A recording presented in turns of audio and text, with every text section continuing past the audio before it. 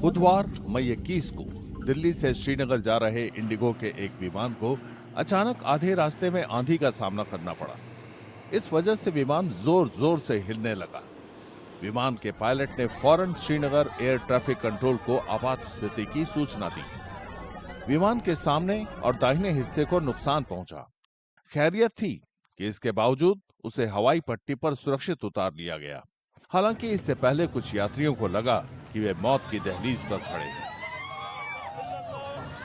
मैं भी आज इस इंडिगो फ्लाइट से था 6E2142 जो कि दिल्ली से श्रीनगर आने वाली थी। तो फ्लाइट स्मूथ ही जा रही थी।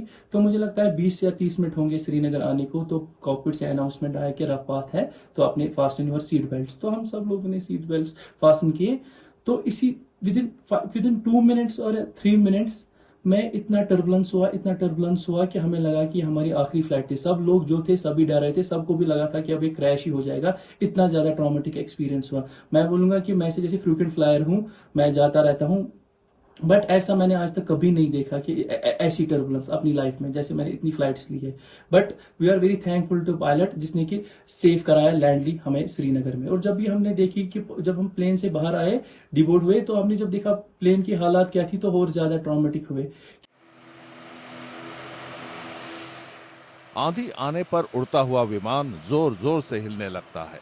हवा के दबाव में बदलाव की वजह से आंधी आती है। मौसम में होने वाले अचानक बदलाव उड़ते हुए विमानों और हवाई यात्रा के लिए खतरनाक होते हैं।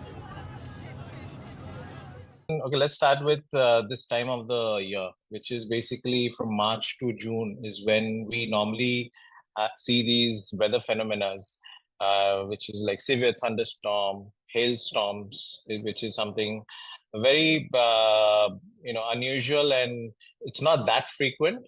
But see, you have to understand why these hailstorms are formed, how they are formed. It's mainly around wherever there's a huge thunderstorm cell build up. You will, if you go anywhere close to it while flying from A to B, you might encounter hailstorms.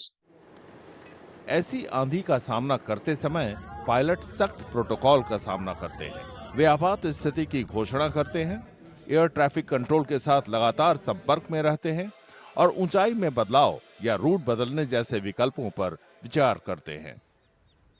So a manufacturer of a particular type of aircraft will give you specific protocols that you have to follow when you experience such extreme weather events, including turbulence.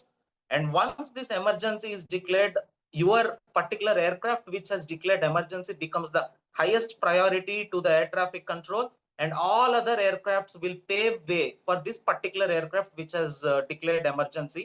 And the ground services, like you have mentioned, they will be on standby, and they will be expecting maybe 5 to 10 minutes when the aircraft will touch down on the runway. So by the time all the fire services, ambulances will be put on standby mode, and then they will be very alerted.